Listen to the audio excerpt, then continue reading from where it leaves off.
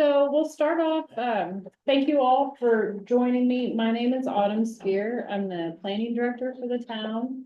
I've been working on this for a few years now, actually, since I think it's been 2 years now since I first started working on this project. But we'll go around the room and introduce, and then we'll go online and introduce everyone. So tell us your name and then what you sort of represent. If you're a homeowner, if you're an Airbnb management, or if you're just an interested party. We'll start. You want to go? Sure. I'm Ellen McCarthy. I live on Mass Road here in Scarborough, and I'm a resident homeowner. Thank you. Hey everyone, I'm Helen Harmon. I'm a development review planner for the town. So Kate Boyle, I live with her. I got interested in this issue very reluctantly by necessity. When our backyard was lit on fire 2 years ago, almost to the day. And thank you, Scarborough Fire Department. Fire got within 30 yards of the house, 30 feet of the house, I should say. And then we had to say, what the hell's going on back there? And here we are. Thank you. Scott Townsend, property owner, one of which is a short-term rental in Scarborough, real estate agent, and we also own and operate HigginsBeachMaine.com. So we actively are involved in close to 100 properties down at Higgins Beach, and those are in a short-term capacity. Good afternoon, I'm Alan Paul. I live on Winmore Drive. Been involved on town committees now for a little over 20 years. Currently, I'm chair of Long Range Planning, and I'm also a board member for SEDCO. Karen Martin, I'm the executive director of the Scarborough Economic Development Corporation. Brian Longstaff, I'm the zoning administrator in Scarborough. John Brennan, deputy fire chief, overseeing the fire prevention office. And then online we have Corey. Hi, Corey Fellows, Scarborough Town Council, serve on the ordinance committee, and I'm also liaison to the Long Range Planning Committee and the Planning Board. And then Sarah.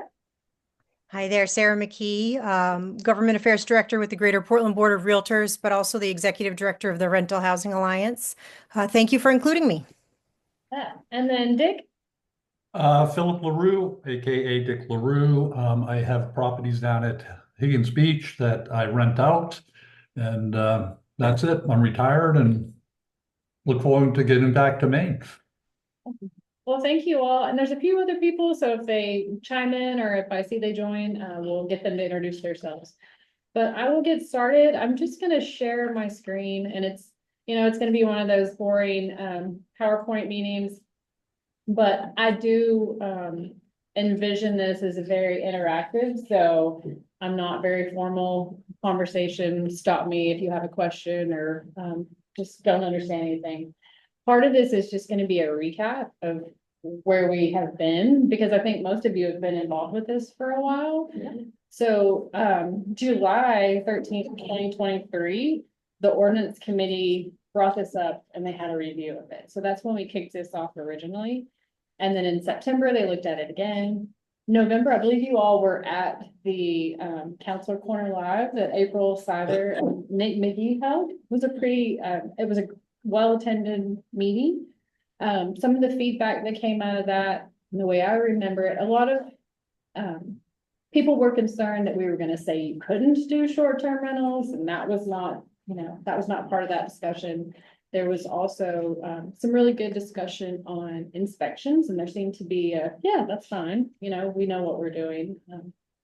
And then there were also issues with the homeowners, again, still trying to figure out about the more typical residential neighborhoods. Because Scarborough is really, we have these beach communities that are always been sort of rentals. And then we have these very established neighborhoods that you have a level of expectation about who's in your neighborhood. And then that was some concern that we heard from that. Then this went to a workshop in council in June of last year. And then in September, the draft that I sent to you all was presented to ordinance committee. And ordinance, that meeting in September, there was some acknowledgement that we were going to get 3 new counselors. And so they said, well, why don't you work on it over the winter, see what happens? And to be perfectly honest, I wasn't really sure if it was gonna stay a priority. Is, you know, one of these new counselors really gonna bring it up? Is it gonna stay? It did, show up on the council goals. And so, okay, I'm gonna revisit it and we'll kick it off again. So that's just a recap of where it's been and how we got here. And I will say that most of the communities surrounding us have a short-term rental ordinance or are in the works. Brian is our zoning administrator. He's been here for more than 10 years. I would say that he probably receives the brunt of the complaints or the questions, and then I try to field some of those as well. We get a fair amount, but we don't get a ton. So it's not not a huge issue from a call volume for our office. But there are some definite issues, certain issues that we do want to make sure, that we address. And the first and foremost, I think, is public safety and making sure that we have people in short-term rentals that are, they have carbon monoxide, they have smoke alarms, they have the proper ingress and egress. They're not, having open flame fires and tents and whatnot. So that's really what we started with from a goal of not necessarily saying you can't do it or we're not looking to fund the next big thing at the town. It's more of from a public safety perspective. That's, I think, how we really started this. And also understanding that we're a beach community and it's a huge tourism draw. So we don't want to do away with that.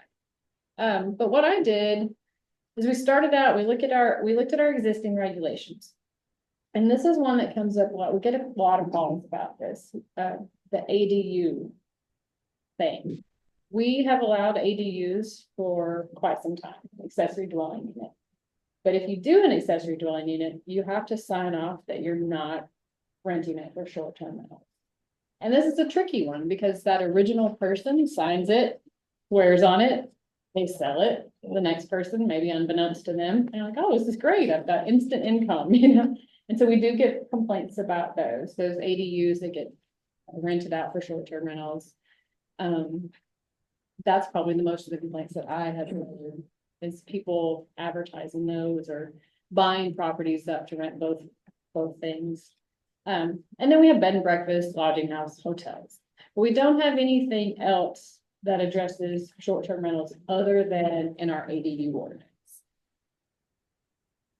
So I took a look at these communities, Bar Harbor, Cape Elizabeth, Falmouth, Freeport, Kennebunkport, Kittery, and South Portland when we started looking at this. And I put together some pretty extensive tables and comparisons and showed those at the council workshops and all the meetings. And I'll go through kind of a recap just to remind you all. The short-term rental and a lot of different definitions. People worry about, is it a host rented? Are you on site? All that. For the purpose of what we came up with as a draft, our definition's pretty simple. It's just if you're renting out a property for less than 28 days. So we didn't, if you're living there on property, it didn't make a difference, or if you're outside. We treated them all the same for this. It's lodging versus tenancy. Yeah. Right. So, and then the timeframes. There were some really confusing timeframes in some of these ordinances. Some of them were, you can do this amount of rentals for this amount of days and all this. And that would just take the staff level that we just didn't really see was feasible. So again, straight 28 days. If you do it 3 times a week, I don't care. It's just short-term rental. It's less than 28 days. Made it really simple. The regulation types came up. Most communities that we looked at have a registration process. And that's pretty much, you go to the town or city once a year, you fill out your paperwork, you pay your fee, you're on the list, you have certain parameters. Some places have a license and they actually have a cap. So we chose to proceed with the registration process. We have some new permitting software that we were actually, it's kind of good that this didn't work out for January because we are not finished with implementing the software, but we planned on having that ready to be able just to have an online, easy registration process if this moves forward. So then, the where and when, again, communities were kind of all over the place and where you could do short-term rentals or when. Some were very specific about location, there was some had, again, the maximum number, some, there's seasonal things. We just went with, if a residential use is allowed, it's an allowed use. So if you have in all of our our zoning districts that allow single family residential uses, it would be permitted. So there was nothing really proposed complicated about that. And then inspections was the big one, because again, we started this really from the safety perspective. So we included in our proposal that the initial inspections, there would be some sort of self-reporting on the first application. The applicant would say, yep, I've got all these things. And then within 12 months, we would get code enforcement and fire public safety out there to physically inspect them. And then the plan was to put them on a rolling list every 3 to 5 years or when ownership changes. That was the plan for the inspections. And that's really where the fees would go as well, I think, to cover this. Yeah. 6 to 12 months to complete the inspection, what the owner is saying they have. That seems like an awful big window with liability for that for that first inspection. Is everybody comfortable with that? I'm not. I think that was the thinking. So, and that's a good point. We probably have about 400 of these.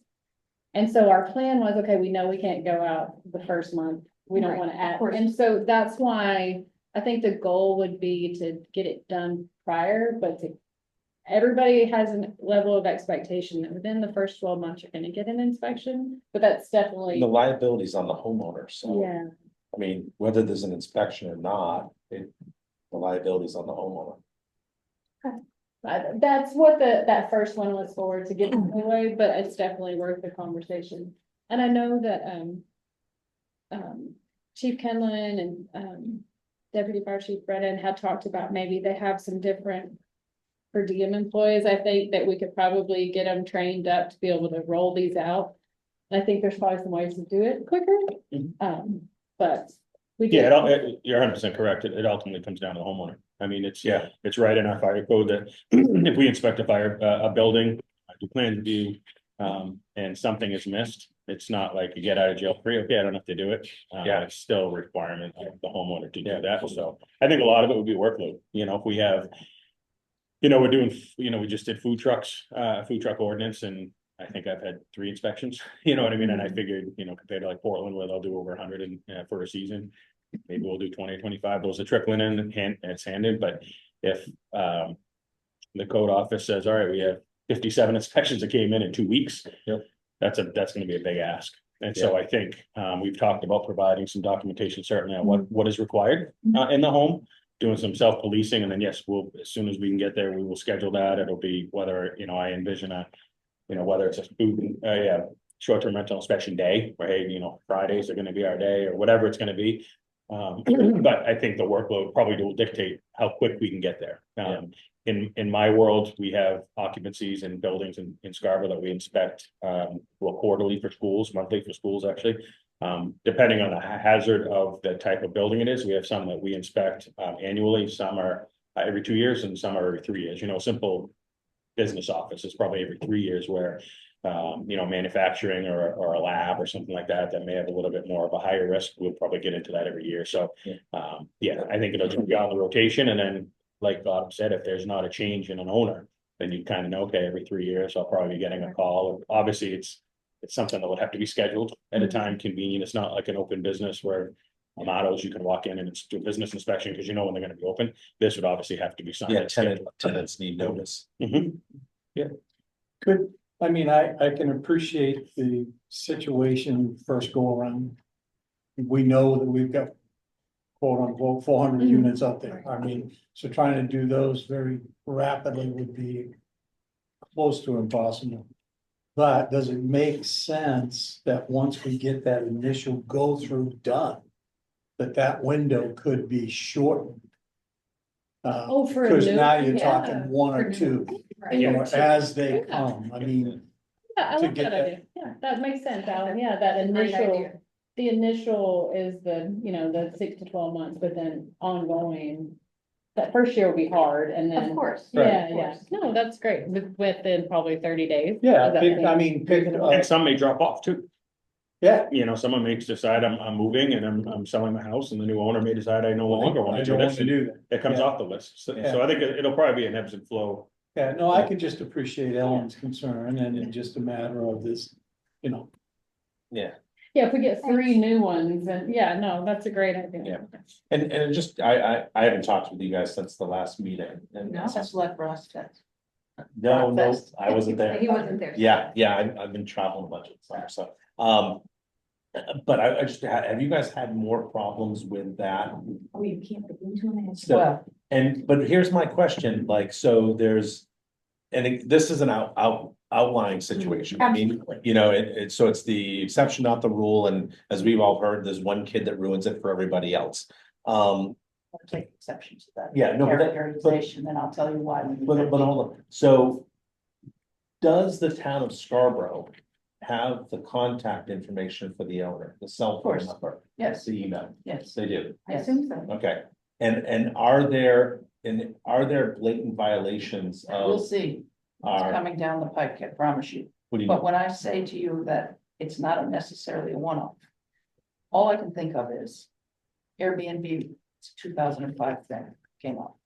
It's part of the proliferation of these short-term rentals, good or bad. Yeah. It is what it is, it's fine.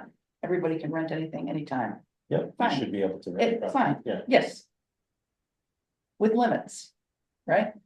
2013-14, there's RVshare.com, there's hipcamp.com, there's all this other stuff. People don't know what they're supposed to be doing in their backyard. Something like this. You have to do this. You go down, I have a camp in my backyard. Brian's gonna say, no, you're not. That's, you can't do that. Yeah. If you don't have a Well, way there- to tell people. But there's already a code in the town of Scarborough, nobody can live in a camper in your backyard for, what is it, more than 2 weeks? Is that, It's not codified, it's just campers aren't a dwelling unit, so you They're not- can't live. yeah, but I thought there was, I remember reading something that was sort of a time limit. It's just a policy. Yeah, and what I mean by If you one, have I a mean, camper and you have relatives come and they need to overflow for the Yeah. weekend, I'm not gonna pursue a violation. It's a one-off for now, Brian. understand. It's a one-off for and I'm now, not trying- just like an Airbnb But- was No, what I'm at saying some is, point. the situation with the person on Fog Road that's renting. Not all, that meaning that, not all Airbnbs are problematic. Oh, I agree with you. I agree that they're a problem. Yeah, we're not here to advocate for our position at our house versus the person who burnt our backyard up. We're here to make sure that this ordinance covers some other things that we're concerned with, in addition to letting people know that this is not something that can be done. I know, That people go ahead and do what they do, and at a certain point, they cross over into unapproved or violation. Yeah. Gotta wait. the I'm waiting. the only It's point that coming. I'm making is, the property that abuts yours. It's a problem property. The other properties that are Airbnbs and that rent out in the town, maybe a few of them are, but they're not problem. I've properties. never said they were. No, I I know don't that, even but feel they that are. way at all. In Well, I fact, think- I think this is a very reasonable way to address a lot of the stuff that all the people have been talking about. Yeah. Beach people, they didn't want caps, they didn't want a limitation on nights, depending on whether they were there or not. They didn't want to have to grandfather their situation. Fine. There's capacity in there, there's fire issues in there. It's like, 99% of what concerned me is in there, and I'm here today because I think this is excellent. Okay, very good. That was recorded for everyone. I will say for single families, Yeah. our enforcement without this type of ordinance is pretty limited. I mean, we Yeah. almost said, the ways that, and I think code's probably the same way, the only ways we can get into a home or any building really is for an inspection is we're invited or given permission by the owner. There's an emergency situation going on, so we're there on scene for a fire, smoke investigation, something like that, or court order.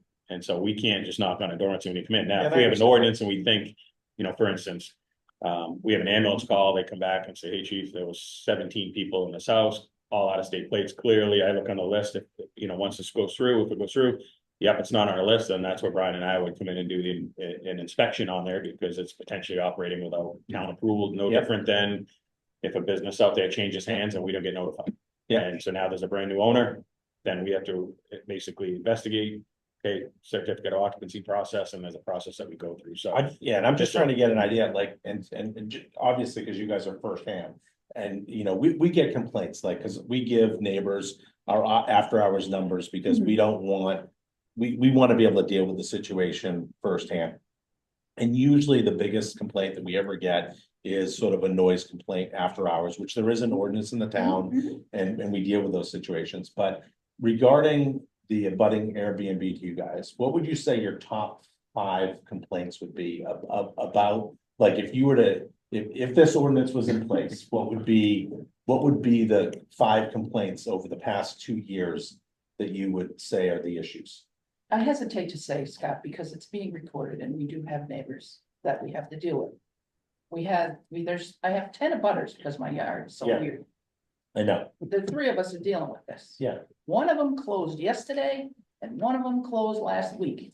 We're the last one standing. Yeah. We've got the stupid little fence up and the no trespassing signs for the first time in the 20 years we've lived there. Yeah. And now we look like Assholes. unfriendly neighbors with the. Well, let me ask you this. Send the no trespassing sign. What were the reasons for those people selling because of the Airbnb, or was it? You would other have to- They would, circumstances? that's. I can't speak for them. I have spoken to them. Maybe it's a coincidence. Well, let's get back. Back to to the- I know, but well, Yeah. before we do, because I just want to get some clarity around it, because she's. We can, and once we get into like the meat I of just the said this things, deals maybe with we can figure out 99.9% of my if this concerns right there, all would, done. if this would take care of it. But you haven't answered the question, so maybe we can do it offline. We'll do it out there in the hall. That's fine, I would love to hear that. All right, let's see, I have somebody in the chat. Oh, Corey, we just have been talking, so I'm gonna stop sharing the screen so you can see the dialogue and not have to stare at the screen. So I'll share again and we'll keep going. So now, I just want, I'm trying to provide solutions. so the, for fees, most of the fees range in the couple $100, so that's kind of where we are. This will be a council conversation. I'm not terribly concerned with the fees yet. The administration part, our town clerk is set up to do all of our licenses and fees, food handlers and things like that. So she will continue to do that, but we will use our software, and then code enforcement and public safety will be the inspectors. So in summary, this was our staff recommendations. We were trying to keep it simple, short terms under 28 days. We don't have any proposals to change the ADU rules. Once, an annual registration process, that initial inspection requirement. And then generally allowed where residential uses, ongoing inspections and annual fees. So that's kind of the high level of where we were, how I got us to this point, just talking and looking at all these other communities. And then, now we can get into the weeds if you guys want to and really figure out, because I think these are the things, the occupancy levels and the parking and the egress and all those things that might have more impacts on folks. So basically the applicability starts, and you guys all have a copy of the ordinance. With the applicability, we'll set an effective date.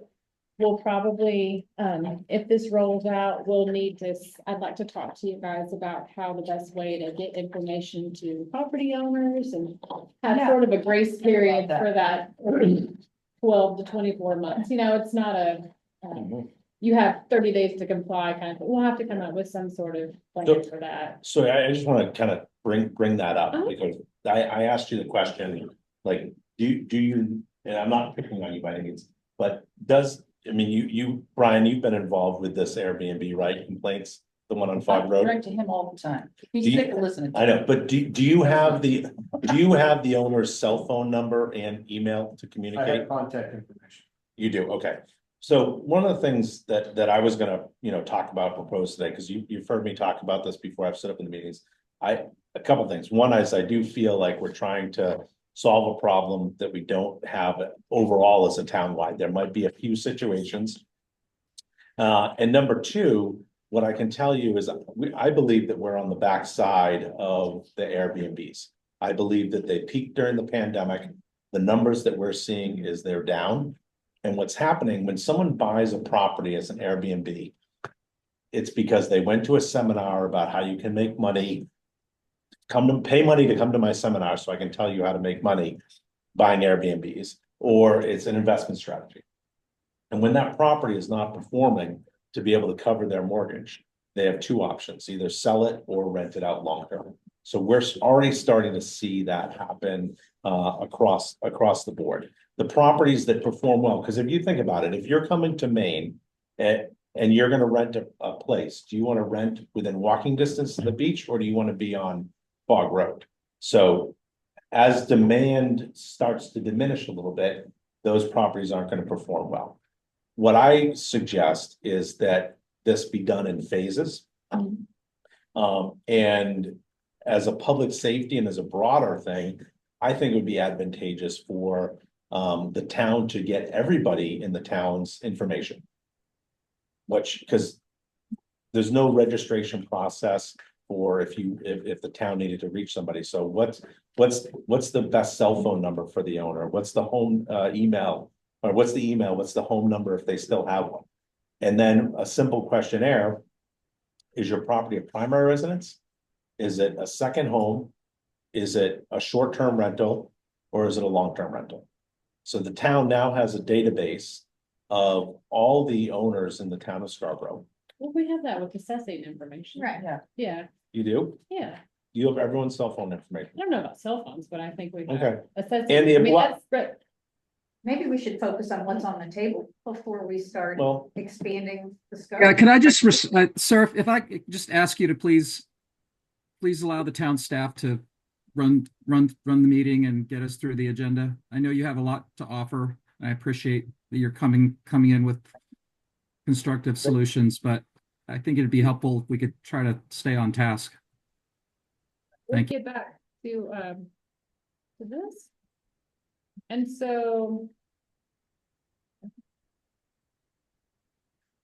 basically, you know, it's just really specific, again, reiterating that you can't do short-term rentals and accessory dwelling units, hotels, motels, bed and breakfast, those are exempt. So it's just for what it is. I would like to suggest, just for the sake of clarity. The applicability, short-term rentals not permitted in accessory dwelling units nor in the single-family dwelling on the same lot as an accessory dwelling unit. Or no, excuse me, the final sentence. Hotels, motels, bed and breakfast and lodging houses and licensed campgrounds are exempt from registration. Just to make that clear. License campground, that's a good. We do that separate. These are the definitions. Again, we already went through the short-term rental definition, but it's basically less than 28 days. And then we have some definitions for primary residence. We have that already in our ordinances for ADU information. So the registration process, this is just what we've talked about. Part of the registration process is being able to make sure we have contact information. Where some of these, we may have the owner contact information, but maybe the owner is out of state or even out of country, that's fine, but we need someone local. And the idea was to be able to be reached within a 60-minute response time. That's what we need for public safety requirements. So that's what we have in here. And then approval, we don't have this one, you know, a lot of our licenses have to go to, and registrations have to go to council. We don't have that. We have, this is an approval through the clerk's office. We'll set it up to where it's online submittals and the clerk sends it out, make sure everything's fine. And the registration would be granted. And then that inspection would be scheduled. So that's the intent and the idea behind it. Fairly simple. So there'd be, you know, some registration requirements. You'd have to show it in your Airbnb piece of paper, little placard. So we did stickers for mobile food vendors. We can design something very similar that you could print out from your computer. there's an idea that the short-term rental owner has to have up-to-date records. And those could be requested, you know, by the town inspection officials if they needed them, but the idea that those need to be maintained. Excuse me, what's Yeah. the by number of tenants? People that are in the building itself? Is that what you're talking about, including number of tenants? That's what it is. Yes, that's what it is right now. So So, why, like, why do we need that? I guess that's my big question. For occupancy requirements, there are occupancy limits on bedrooms and capacity. So the Right, idea was I do that within my agreement that they signed. yeah, And Yeah. oftentimes what's allowed by code for occupancy is much greater than what's allowed for in with a rental. within the rental. Yeah. Right, So I see this as just more of a record keeping assignment that you don't have to turn into the town, but if the town says, hey, we need to see who rented your property last month on, you know, January so-and-so, then you have that record available. right. But I don't have the number of tenants. That's the thing. You know, I have the maximum amount of bedrooms, which is 2 people per bedroom. Oh, okay. That's it. Okay. Yeah. 2 people per Yeah. bedroom plus So maybe, But I like don't we, see that. I don't Yeah, see why have that's. that. if you have a 3-bedroom home that sleeps 6 and that's the occupancy in the rental agreement, we don't know whether there's 4 people there or 6 people there. okay, so you could just, so in that instance, you could just put up to 6. Yeah, But I know some, like some Airbnbs I've rented before, they would have, you know, I have to choose how many people and they charge me more if my 3rd Mhm. kid went. So I know those kind of records exist too, but I think you could do. No, I mean, that Yeah. kid's really expensive, right? It takes you over that next level. Sorry, you're not what's the code say? Can I Yeah, ask set a question? This Sure. may sound silly, but can somebody describe or explain to me the word occupant or occupancy? Occupancy I get, but when you're putting limits on how many people can be there, which according to the document says 2 per bedroom plus 2 additional. Right. Right, so if you got a 3-bedroom place, you're gonna have 8 people. What determines how many people are in a building? And does that include guests? say overnight. Yeah, for me, Is it only overnight? Overnight. Is it we look during the day? we look at it as overnight, and then, you know, with the during the day, it's governed by parking, especially down at Higgins Right. Beach. I'm just trying to get a feel for Yeah. what the intent here is.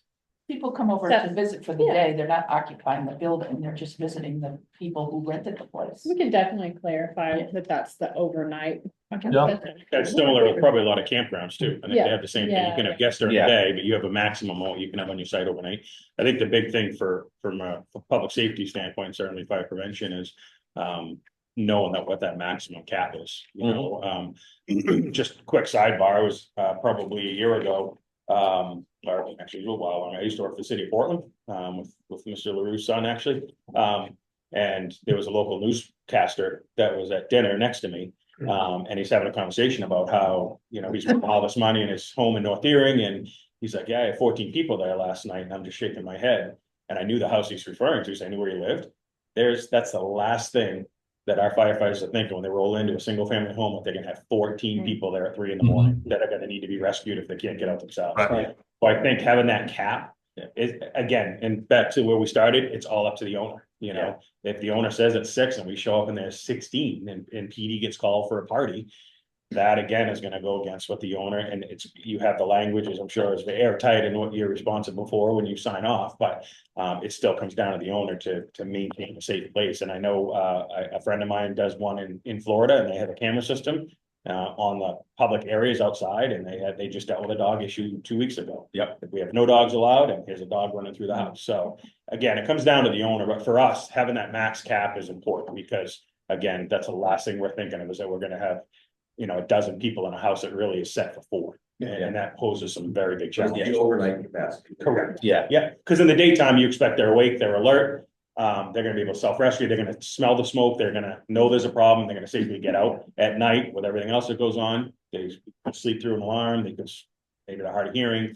If they have something else on board that's making them sleep a little bit deeper, those are the things that would concern us. Yeah. You're gonna have those situations where alcohol and stuff Mhm. are gonna be impactful. Mhm. And you may end up with people that you didn't know you were gonna end up with, but now you can just. Our best, resources are boots on the ground, our Yeah. police officers and our firefighters, because we work during the day shift, right, and they're there all hours of the night, so a simple medical call. Yeah. You know, they go for a chest pain call, and they're like, wow, there's, 15 people in this house, and we look on here, and it's, the overnight capacity is 6. Yeah. That's again where we get involved and say, okay, now we're gonna contact the owner and follow through on that piece of it, so. But I think that's important, just having a cap, I think would be good, and again, having something posted is also gonna be informative, because again, it's just one more thing, and it's really benefit the owner. If they have to reach out to their guest, whoever rented, and said, you got 10 people stayed there last night, I got a call from the police department because they responded to a party. Oh, I didn't know I couldn't have it. No, it's right, it's posted right as you walk in, it's right there with my Put it information. on the sticker. And our recourse, with lodging is really just to have them leave. Just sort of like if you get kicked out of a hotel, I've never had that, but I know people have. I mean, it's the same thing, it's pack your stuff, get out. And don't come back. Yeah. Yeah. People out and they're off the list. Sorry, for me, for zoning. Go ahead, Phil, I think he's done. he's done. Can't see him, so I don't know if he's talking. Oh, I can see him on my screen. Sorry, I have to keep going back and forth. From a zoning perspective, I'm also concerned about the daytime. It's not just the emergency response that's important, but the neighborhood. Think about somebody having 25 people in their backyard every day of the week. Even though you can have a party anytime at your house and host a wedding reception at your house, but you're not doing that every day. But for those neighborhoods that aren't used to having 12 to 20 people who might be invited to come during the day, I don't know how we deal with that. That's a problem I see happening for the neighbors. Can you Well, work that with your on-site parking requirements? that's the To thing. some extent, yeah, to some extent, but I don't control parking. That's a police issue. Yeah. If it's on the street. We would still have to, let's keep going and then Yeah, go see ahead. if we can, I do think this ordinance would deal with a lot of that. I think it does too. I think A we're. three-bedroom house can have 8 people in it. That's a big fix right there. Right, and then if we get, so say that 3-bedroom home was rented out and we had a complaint come in, we go out and we see 25 cars at 11 o'clock at night, then we know that they're obviously in violation. So I think this will help in those single family issues too, without being too onerous on companies and people who do a really good job. I think that's the balance, right? Is trying to protect the single family residents and the neighborhoods and still allow what's been going on very successfully to continue. That's ultimately the balance I'm trying to find. So let's see, for code compliance, we have a list of things that will have to be taken care of. It's your smoke alarms, your carbon monoxide detectors, fire extinguishers, having a floor plan so that we know where those are, and then having an evacuation plan posted. So, you walk into your Airbnb, there's your Airbnb registration sticker, and there's your evacuation plan. Pretty simple stuff. But John was telling me about an issue that he was just reading Print it about. off, I forgot it. But just not have. Yeah, it was I don't know the process, it was a upstate New York couple that are both going to jail because they falsified their paperwork stating they had smoke and carbon monoxide detection, and they did not. And a mother and a baby ended up dying in the fire, so they're actually going to jail for manslaughter. So this is where, again, it goes back to the owner, right? It goes back to what are you allowing? So they fraudulently basically put, oh yeah, we got everything. Now you can argue, obviously, Let's do it faster. obviously the tenant. Can we do this fast? Yeah. So obviously So the, we can, yeah. in my world, I'm thinking, all right, I'm looking for that stuff, but not everyone You know, my wife picks on me because I look at an alarm system when I walk into a restaurant, I'm like, it says normal, we're good, you know, it's just, not everyone does that, right? So, there are, and again, people need to, it's similar to open burn. You know, you can be, you're the building owner, you're down in Florida for the winter, you've rented your house and they have a fire on your property. Yes, there's some liability with them, but ultimately it goes back to the homeowner. Which gets me to a question that I have. I'm just glad you were here for this reason. Let's assume, for the sake of argument, that there are 2 short-term rental units on one property. Mhm. How many fire pits can you have? There's, Does each unit get a pit? so there's, I don't recall that there's anything that states how many they can have. The only thing that is permitted by the Forest Service is the size of the fires. Yeah. And so I created a track hold that gives us, so anytime someone calls, I can email to them electronically. I think it's something that we would certainly want to include in the application packet, probably, with some information on there, because I don't necessarily know that all owners realize that whether they're there or not, it's their property, they're still responsible. Yeah. So if that fire does start and spread, yes, the person started is going to be responsible. Certainly if they put stuff in there they shouldn't have, you know, started it with gasoline, or they're burning anything other than wood or what's permitted under the state. Yes, that person's responsible, but also the building owner owns the responsibility as well. Sure. And the neighbors are sleeping with one eye open. Right, right. I got a couple things in that regard, if I could. For the, For your, I'll call it the checklist, or Okay. The first thing I would say is that, having looked around, I thought South Portland had a pretty decent checklist. So it might be worth just peeking at that. The second thing that I would say is, and I guess I'll direct this to John, egress windows in these units. If a home was built before they were required, can they be required for something like this? No. I can't go back. The only time that can happen on anything code related, and I think Brian's world is the same, is I can't go back, but what I can do is if they were to pull a permit to do renovations, then they would have to bring it up to that current standard. Now, great point, because there are, I'm sure you're probably familiar with too, there are people renting types of buildings that were never made to rent it. Right. You know, there's cases across the country, people are basically renting a shed, they're putting a bed and calling, saying you can come into the house if you need to use a bathroom, but, and they're getting money for that, right? And there is no detection, there's not any life safety measures in place. Yeah. So I think it all comes into play. I think that's where basements, for instance, you put someone in a basement with a single means of egress is up to the first floor. And there's some sort of an issue in that hallway, they're stuck in the basement, they're not getting out that window. So again, it's a case by case basis, but traditionally, unless there's a building permit pulled to do other upgrades, then we can introduce those standards. And again, that's where the inspections are going to come into play on. Is that a rentable room? Is that room fit to allow someone to sleep overnight? Yeah. So that brings me up, I'm glad you said that, because I want to include something that says short-term rentals are not permitted in, tents, sheds, all those things, or a property, a structure that's not meant to be habitable. Right.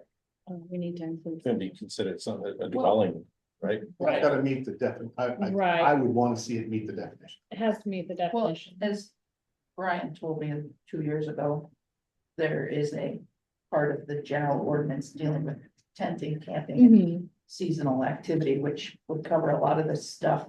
And I noted, looking at it, that it said during the year between April 1 and December 1, tenting and camping in trailers or otherwise, it's allowed within districts, blah, blah, blah, blah. So you're gonna know what's going on. Right. I'm assuming or otherwise means bunkhouses, yurts, sheds. Well, that's hopefully what we'll find through the registration Right. process. Whatever. I'm sure that there will be people registering things. Well, maybe not, but they may register things and when we go, we find out it's not something that can be happening. Right, what if they register the house and while the house is rented out, they're bunking in the shed? That's a distinct possibility. in my world. And that's something we chase a lot. And for Brian and I, we chase it in businesses, right? You get, you know, people are sleeping in businesses in the back room, and it's something that, again, we don't catch unless we're, again, there on a medical or emergency type of a call or through the inspection process. And one of the things I appreciate about this whole process really is, I can't tell you how horrible it is to feel like there's no enforcement mechanism for a lot of stuff. And you just have to be the neighbor who's watching everybody and, you know, dialing it in. It stinks. Yeah. Nobody wants to be that person. Sure. So this is very much appreciated. I have a question, quick question. Sure. On the applicant shall provide floor plans for the dwelling. Who do we give those to? Brian? No, that would be with your application. So we'll create an application and it would get filed with the town clerk. Yeah, okay, because So Brian already has all mine. Because they're new. We're gonna make you do it again. We're gonna make you it do do it it again. again. Yeah. Just photocopy. Yeah, you know, if we have them, we could probably figure that out to make it easy, because we have a lot of those Thank already you. scanned. You can, Yeah. you can contact us and we'll Yeah. make sure you get a copy of it back. And I'll be John, down to see you, Brian.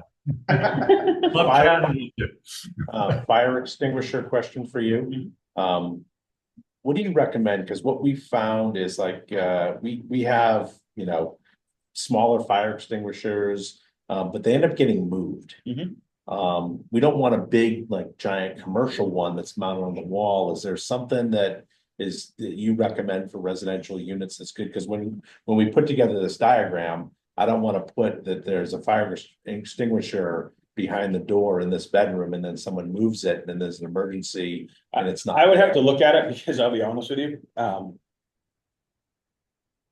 Single family and 2-unit homes aren't required to have an extinguisher. Every other type of occupancy out there is. Yeah. That's the only ones. However, But we're requiring them. we are gonna require them, and what I will do is I will go into, what I would call like our lodging and rooming code. Yep. And let me pull what they are recommending in there. I don't have that off the top of my head. Yeah. Because in there, it's obviously a lot more. It's, you know, you need an extinguisher every 75 feet, but this is a lot of times our hotels, our motels, things like Yeah. that, always long hallways. So let me get in there and I can Yeah. get Autumn, I'll propose something to Autumn as to what it would be. I envision a single family home probably, you know, again, it's something we'd have to look at. Is it Yeah. something we look at where it's one on the first floor, one on the second floor? Or You know, maybe there's one under the kitchen sink and there's Yep. one in the hallway in the bedrooms, or, Yeah. you know. And I mean, like I said, for our personal properties that we rent out, we have a fire extinguisher in the kitchen and one on the second floor. Mhm. We have a ladder up on the second floor to get out, you know, we have we have a wood stove, so we have a fire blanket. So we have these different things. But like I said, the thing that I noticed is in the bedroom, because there's one that we use and rent out, and we keep the fire extinguisher behind the door in the bedroom on the second floor, and it got moved. Yeah. And I was able to locate it and put it back, but if that was on a Was it plan- mounted or just? It wasn't mounted, it was. So I'll tell you, if they're mounted, a lot of times they don't get moved. Okay, That's something we catch on a lot of inspections. If it's sitting on the floor, it's in the way, someone's gonna use it as a door chalk, it ends up in the closet, Yeah. and then when someone actually needs it, it's not where it's supposed to be. So I think having them mounted, again, it's, you know, in a living room, is that the best place? Probably not. You're gonna have little kiddos there that are gonna get curious, right? Yeah. So is it in a closet? And then you identify whether it's, you know, something on like the floor plan, I think would be important, but you also don't want it in a high travel area, right? If it's in a hallway that people are gonna come in with their groceries and they're constantly catching or, you know, catching a purse on it, right? They're gonna move it. So I think making sure that it's in a location that's not going to get what I call tampered with, but it's also not gonna be a nuisance where someone's always bumping into it or inviting for a young child to. We could even put like in our checklist, you know, mounted at 4 feet or higher, something simple and just, you know, in these locations and. But I'll look and see what the best approach is for, not only type of extinguisher size wise, but also number. And see what's out there in the code and get that. So would all of this get labeled on this floor plan that I envisioned next to the occupancy permit, 6 occupants? Here's the floor plan, here are the windows that are the rooms that can be used for overnight lodging. Here are the fire extinguishers, please don't move them. Here are other exits. You have the whole kit and caboodle in one place at the door? That's what, Okay, yeah, and that would be part of your application. And it wouldn't have to be terribly fancy. I mean, you could Right. sketch it out. yourself, it wouldn't have to be some design, but. We're not Would artists. would you want to see the kitchen have its own Yes. fire extinguisher that's rated for kitchen use? Most likely, I think John's gonna check and see what the lodging, and then we can, cause right now we just have at least one portable fire extinguisher shall be mounted in a prominent location. One size type 2A is required or 2, so we can clean that up a bit Yeah. and make sure, and it's really specific, so you know exactly what to expect. Right. And then, cause the idea is to be able to say, yep, for me to call and say, hey, I just bought a home, I'm going to rent it out, what do I do? And then here you go, here's your checklist, these are the things you need to make sure, this is how it's gonna happen.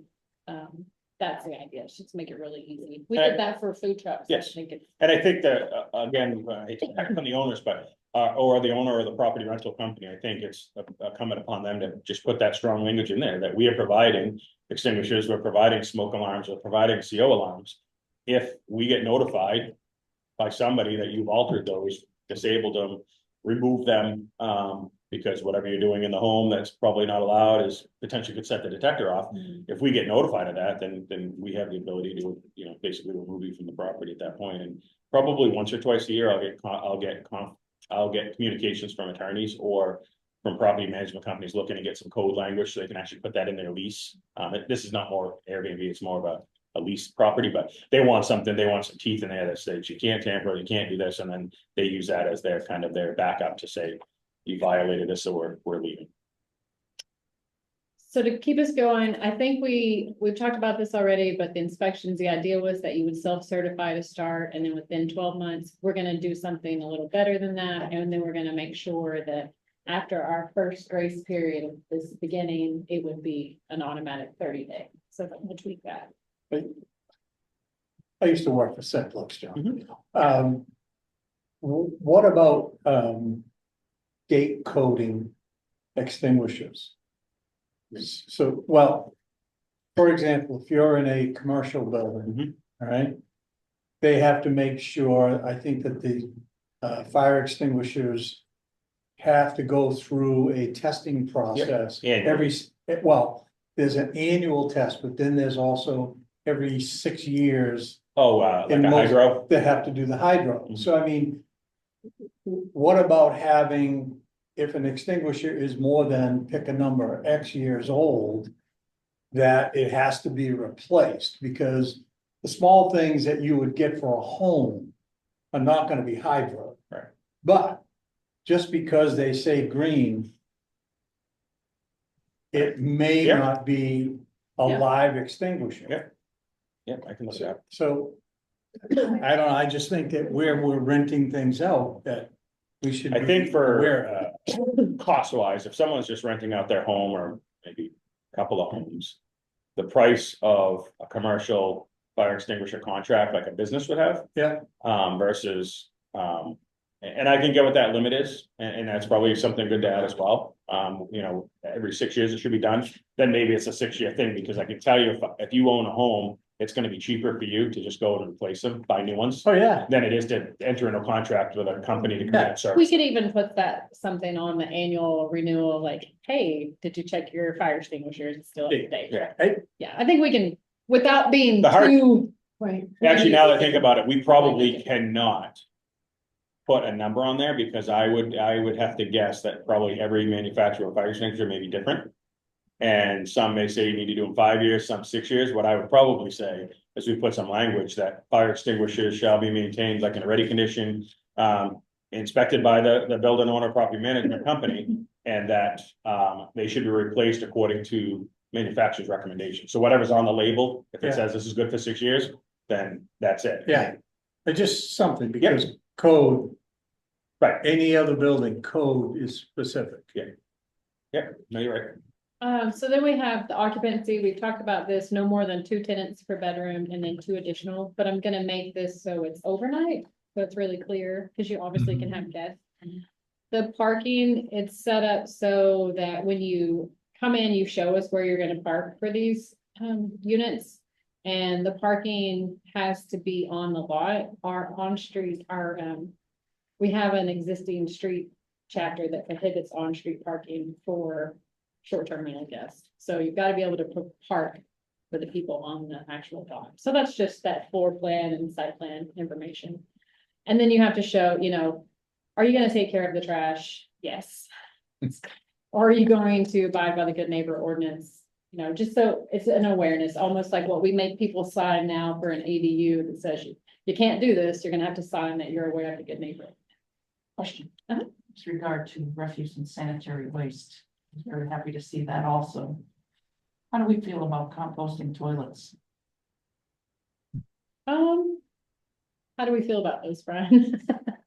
If they're allowed by the plumbing code, then. Aren't they though? We can do it. They're not connected to water. Hmm? They're not connected to water. Okay. They're That's the not answer. connected. No, that's the nature That's of why it. they're composted. Right. So what are the rules around how you The dispose? of plumbing them? rule, well, there is a maintenance requirement, but it's not gonna be on a weekly basis. It's whenever the compost bin is full, they have to be disposed of properly. That would be up to the owner. What is properly? It depends on the unit. I can't answer Okay. that question. Like timing and everything. All I could can vary. tell you is that the plumbing code does permit them. They are allowed. Okay. They must be maintained, just like anybody, even with a water-based toilet. If you don't take care of it, it's not Right. gonna work properly. Right. So there. So that would be part of the inspection process. It certainly would be, yeah, yeah. If we walk in and we smell an odor coming from it, it's not being maintained, then. Okay, thank you. Well, the subsection K here, the applicant shall submit information demonstrating adequate sanitary waste disposal is available in compliance with the Maine subsurface wastewater disposal rules, or that the property is served by public sewer. Maine subsurface wastewater. That would disposal require a rules. septic then, so we haven't, That's where the compost toilet is permitted through the subsurface Okay. rules. it's still in there. All right, I don't think it necessarily prohibits you from having one if you're served by public sewer. Although I can't speak to that because the subsurface rules are for those properties. that aren't served. so assuming that camping on a particular property is allowed, then this would be an option. But camping isn't allowed, Right, so, unless it's 5 acres. Correct. Unless it meets the camping. right, average. so where does this jive? I'm not following really. Like if some dude decides to put a composting toilet in his utility shed I'm guessing that they have a And- composting and toilet. uses it as a bunkhouse, Yeah, they need a permit to do that. okay. Enough said. So then we get into violations and penalties. And the violations basically, and Karen brought up a great point earlier that we need to be really, this first year or so, we definitely are not, the idea is to not like, you're in violation because you have it listed on Airbnb without a registration. It's more of a, we've got to get the word out and, you know, get people in compliance. But the way it's written is that there's certain specific things that qualify as violation. And then there's penalties for that. And then we also have some means to actually suspend your permit or to revoke it based on the amount of complaints that the code enforcement official has substantiated. And this is really based on how many, you know, complaints we get. So there's a whole process written out. It's similar to the way we have similar to our cannabis complaint system. So I don't even want to talk about that, but it's based on, you know, if you get a complaint, we have to go substantiate it. The police officer can do it, the code enforcement officer do it, but ultimately code enforcement officer is verifying that there was a complaint, and then we'll have to document those. And then the idea is that you work with the owners to resolve the issue the first time. And if there's a second one, then there can be a suspension for the rest of the year, up to 6 months. And if the way it's written now, if there's 3, then you could, the permit could be revoked for 3 years. Seems a little harsh the way I have it written, honestly. I don't know if those are good numbers, those number of complaints. This may be something we need to figure out what kind of complaints we're getting more so. Definitely flexible on this part. This is really just a starting point. Compliance is the goal, not punitive names. Right. get it. And so I wonder, at least on the third substantiated complaint, maybe the word shall is changed to may. So there's a little bit of discretion on a permanent. Oh, gotcha, that's a good idea, that, And just to be clear, these complaints are code or safety violations, not like a noise complaint. well, that's a good question. Is it? Because is it, right? Because, A complaint is a complaint is a complaint. And Something that's- is not going the way it Yeah. is supposed to be going. Okay, so- no, so part of it is that if you are in violation, of the good neighbor ordinance, that would be a complaint. So yeah, that's, Yeah, what are the penalties in the good neighbor ordinance if is this jive? I don't remember off the top of my head. Let's look at Yeah, that. and it also gets tricky, because one of my favorite things that happens to me at Higgins Beach is when we get a complaint from a neighbor.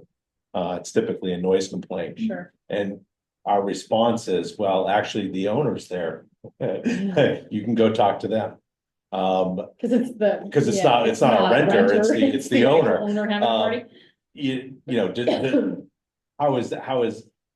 Is that viewed the same way, I guess is what I'm asking. Well, substantiated complaint means they went and investigated. Yeah. And it's a problem related to the owner. I mean, problem related to the short-term rental, which is what this is all about. Yeah. If it's an unsubstantiated complaint. But if it's It's an not owner critical. that's at their residence, that's also a short-term rental, it's. Then they're kind of like they got their own violation of good neighbor ordinance, but they're Got not it. in violation of the short-term rental. Right. So I'll put some more thought I- around. And how long is the Lunch good neighbor? out. Okay. I'm sorry, How long is the good neighbor ordinance? Like how many pages? just. It's just 8 pages. Yeah. So Okay, If you are a host of one of these rental properties and you consistently don't do what you're supposed to be doing, why shouldn't you have your permit revoked? I think it's that permanent revocation, so you can never No, do it's for this 3 again. years. For 3 years. Oh, I'm sorry, for 3 years. Yeah, I don't know, I feel like they're just a little bit of.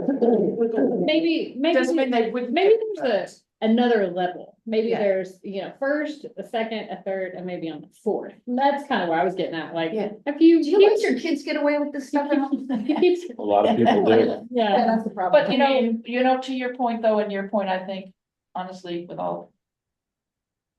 The violations might be all the same it thing. might not be. Well, they're all not. the Oh, I time, tripped over myself over here. Oh, darn it, yeah. I tripped over myself. It may have been a group of really bad renters. Yeah. They're never coming back, But if it- and so you feel sort of bad for penalizing an otherwise good renter. Maybe you've been a renter or a rental property owner for, 2 years, and you have this group that comes in, they suck, and But they that's get gonna be one complained. complaint.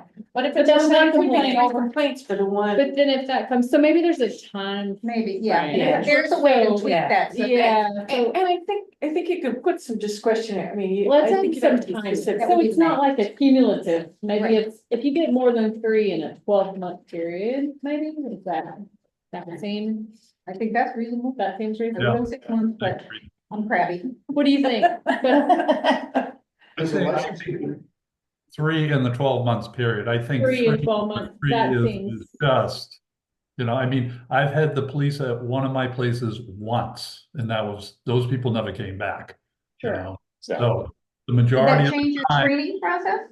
what's that? Did that change your screening process? Not really. no, Really, 'Cause the we- majority of my renters are return renters. I'm gonna say Okay. 80% of them are return renters. So, and they know the rules. and the big thing is we have to be careful with discrimination and all that other stuff. Mhm. Screening for short-term rentals, we have certain requirements, like we don't rent to anyone under the age of 25, we have other requirements like that. We ask general questions and then we have the rules with the house, but you don't really know right, Right. what the tenants are gonna be like, whereas if you're putting in someone that's a year round.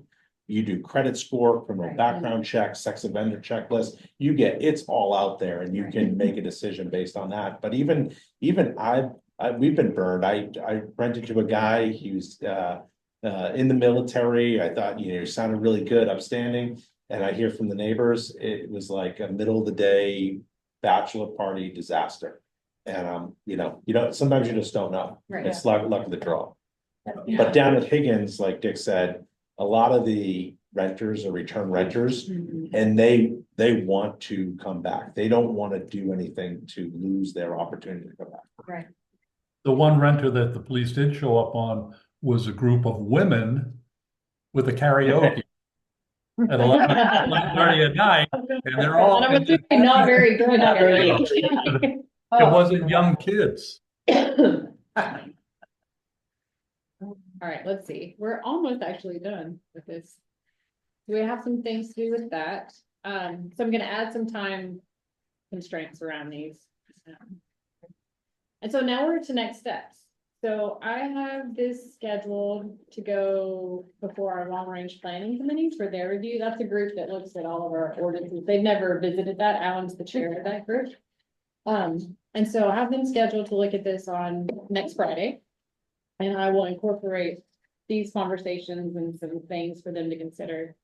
And then I anticipate them keeping it for a month, maybe 2 months, to review it again. And then ultimately, Counselor Shoup would like this to go before ordinance committee by July.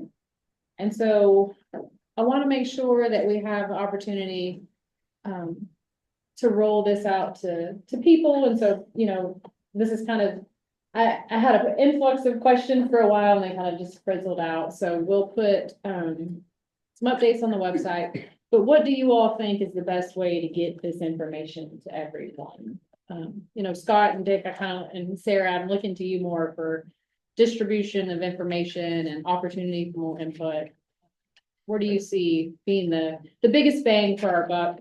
And especially if we're planning on getting this in front of ordinance committee in July, that doesn't mean it goes to council right away. Yeah, I think posting it on the website, the town website, and we can have a direct link for people to go to. Okay.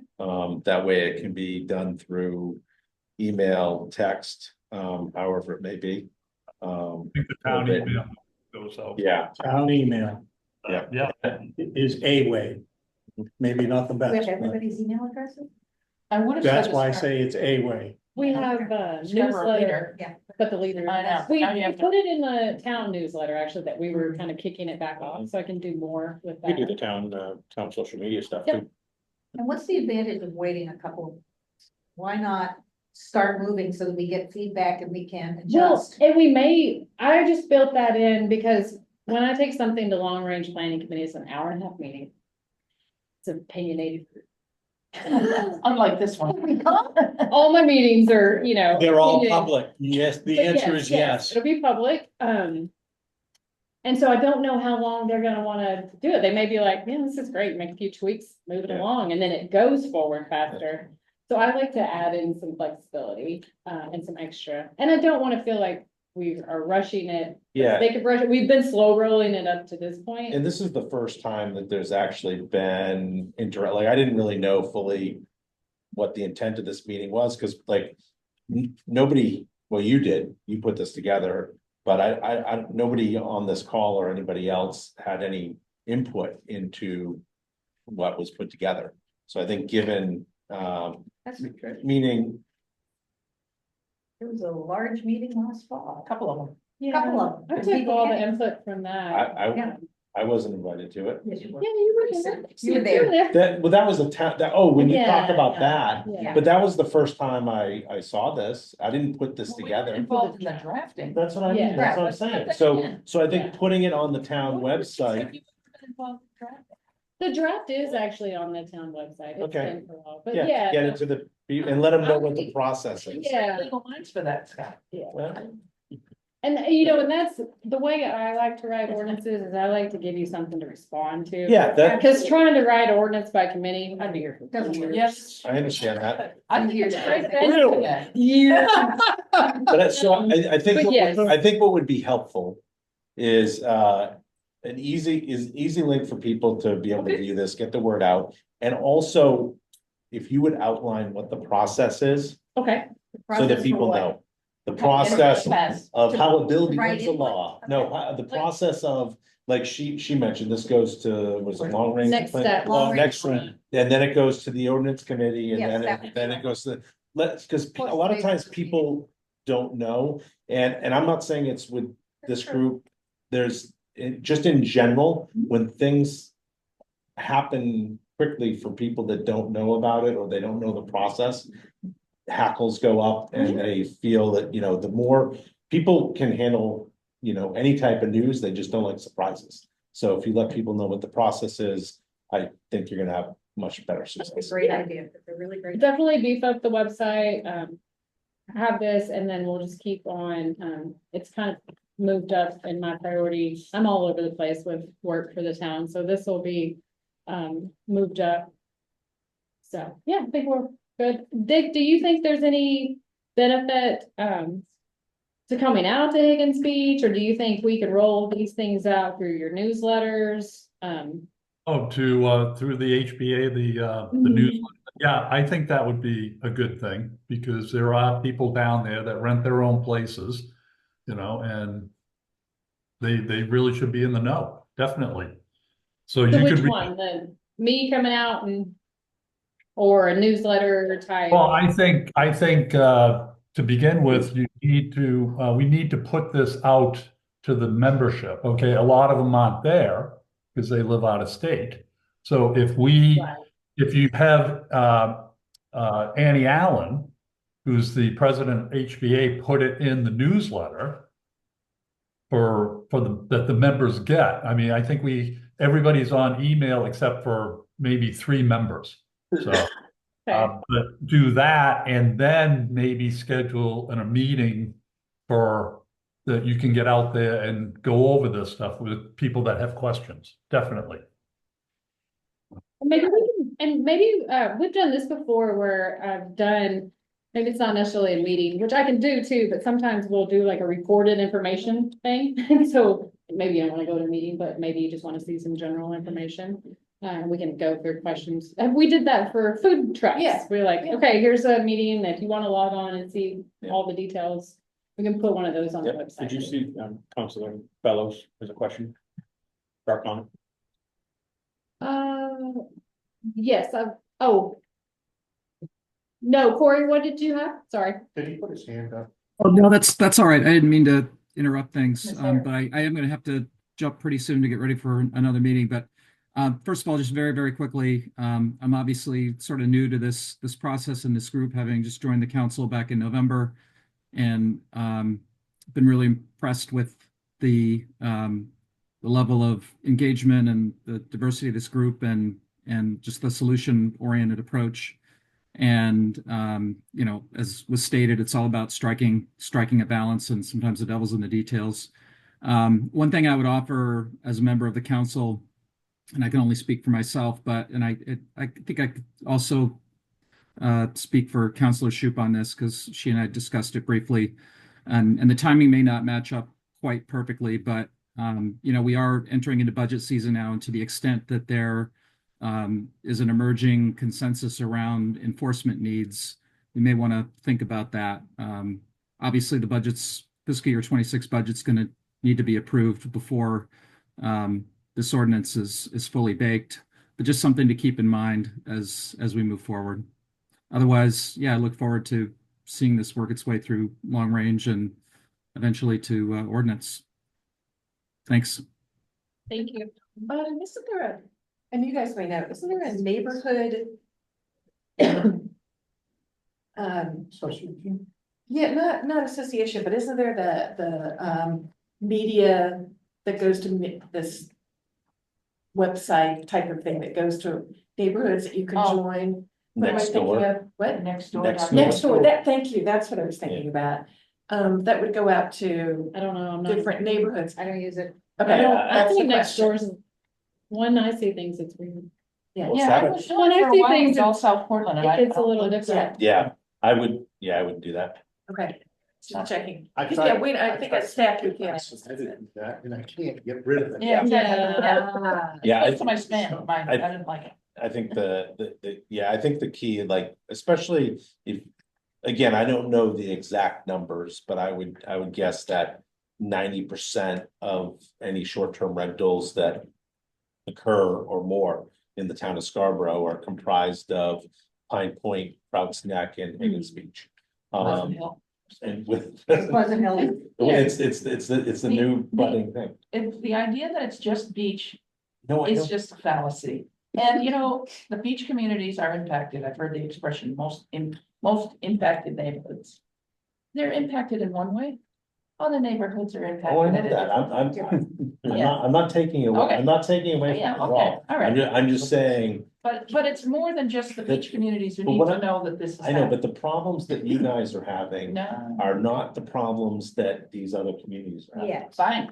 Yeah, Granted. No, because we don't allow it, we self-police, we have a checklist that goes to all of our owners, we shut that down, Okay. I yeah. see that I Sarah has made a kind offer to share the alert through a couple of organizations that she's affiliated with. I'm a member of the Pleasant Hill Facebook group, which is far bigger than you would think, but I would be happy to share this Yeah, on that'd be there. great. See, I think that's. Because I know what we need to people get look at those, that. these other neighborhoods that are So really not paying what I'll attention. do is I'll update, I usually make website updates on Fridays. I'll probably have to get some other published information and then I'll send it out to you all. Okay. And I send out emails to, I have a planning board distribution. If you've ever gotten a random email from me, I send out things all the time.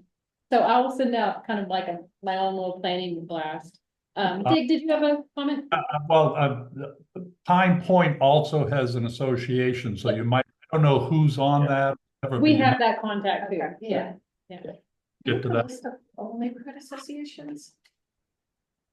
I thought we started that list. I don't think there's Okay. that many other than the, There's some of the. Prouts also has an Yeah. association. yeah, there's a few, like, Yeah. but not.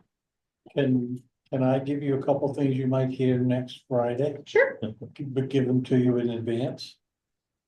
One, I think we should have something in there that talks about timing surrounding guests. Time limit, you start this time of day, end this time of day, so that people go home.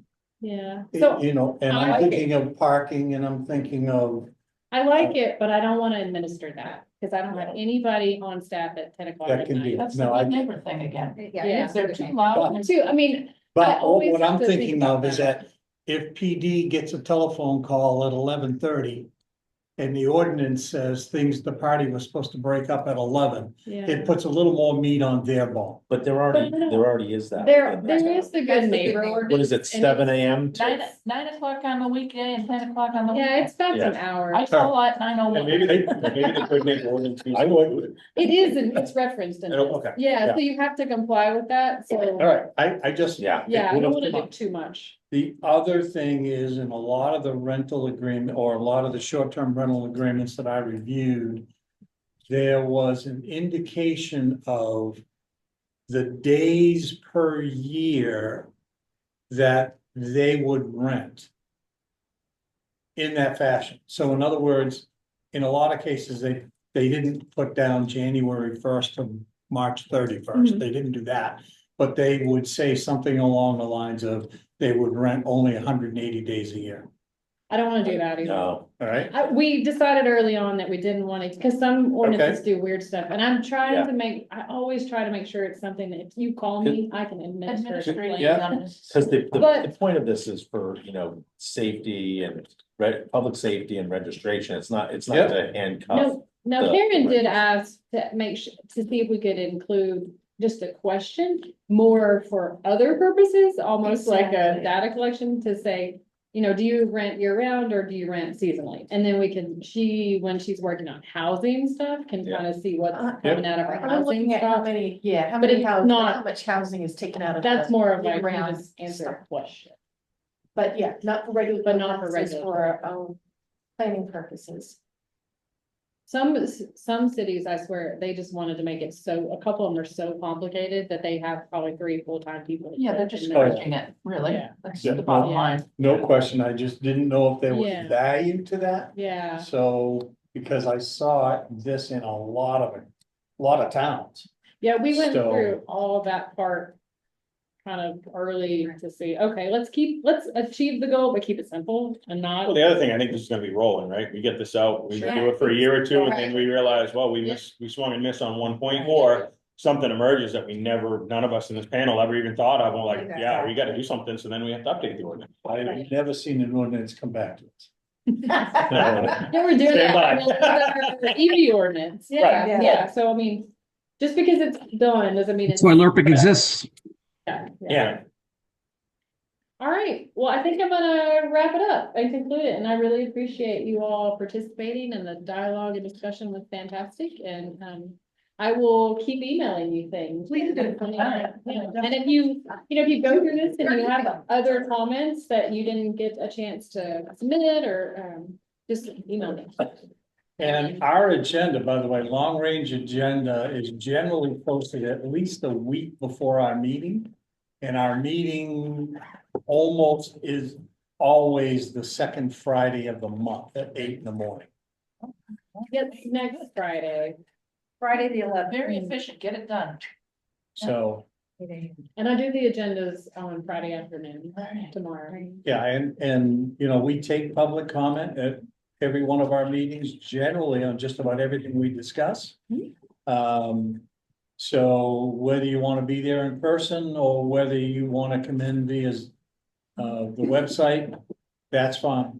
So, We hold them here, and I will tell you that the town is closed on Fridays. So what I do is I have, my admin stands at the door to let you in, or Helen. If you know we're coming. But- Yeah. Password. No, you just say, I'm here. it would be, It's okay. it would be good to let Somebody else. staff know ahead of time that you're coming, because generally by 8:10, 8:15, We start. that availability is gone. Yeah. Okay. Right, So if you're not here yet, you won't be. okay. Next Friday. So I'll Put put, it next week. what I'll do is put this together and then a collection of comments, and I'll probably try to tweak it as much as I can. To include the comments from this dialogue, and then send it out tomorrow on your agenda packet. That would be great. You won't see it all, you're right. Okay. Brian, But don't run. those we wanna meetings are introduce recorded ourselves. too. You know. I know who you are. Anyone online have anything else? If not, I'm gonna stop recording, and I'll see you next time. Thank you. Everyone, bye.